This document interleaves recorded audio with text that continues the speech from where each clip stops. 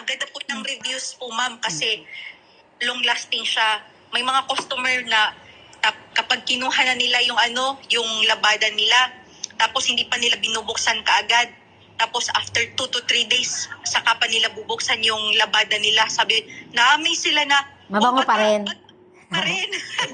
So, dahil dun, baka siguro, dahil naman sa yung mga marites, ganyan. So, yun, parang may referral din na, uy, maganda doon sa yung nag-open, kasi yun ang ano ko, ma'am, yun ang talagang ano natin, advantage natin kaysa sa iba.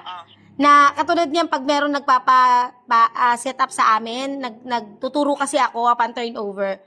Yun yung sinasabi ko na yun yung kaibahan ni JLEX.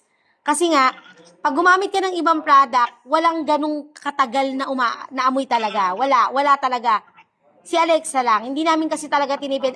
Alam mo anong kagandahan ng Alexa Scent, ma'am? 10 years na kasi kami sa laundry business. Talagang kami yung naglalaba, mano-mano nga kami, ma'am, buti nga kayo, mga naka-stackable kayo eh. Alam namin, doon sa 10 years na yun, alam namin yung mga may encounter natin na problema sa damit. Ang kagandahan sa formulator ng Alexa, may experience sa laundry. So, alam ko kung ano yung kailangan natin. Kaya maganda yung product niya. Hindi yung, kasi may mga formulator, may mga company na, syempre, gumagawa lang sila ng sabon, gumagawa ng pabango, pero they don't know ano ba talaga yung requirement natin sa business na to, diba? Yun yung kagandahan. Kaya, kung mapapansin mo, may nag-create ako ng iba't ibang product, hindi ganun kabilis. Actually, dati nga isa lang yan eh. Freshener lang, nagkaroon ng cologne, nagkaroon kami ng Fabcon, nagkaroon na kami ng detergent ngayon, tapos ngayon meron na rin kaming Color Safe.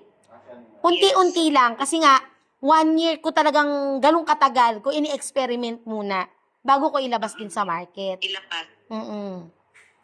At tinitest mo din sa... Yes, ma'am, po. Oo. Ang ganda po talaga, ma'am. Ako satisfied ako. Kasi ako, customer lang din ako ng sarili kong dito. Talagang ang ganda talaga niya. So, sabi ko na gusto ko talaga, kahit na hindi ko pa nga masyadong i-market, but parang nakikita ko na even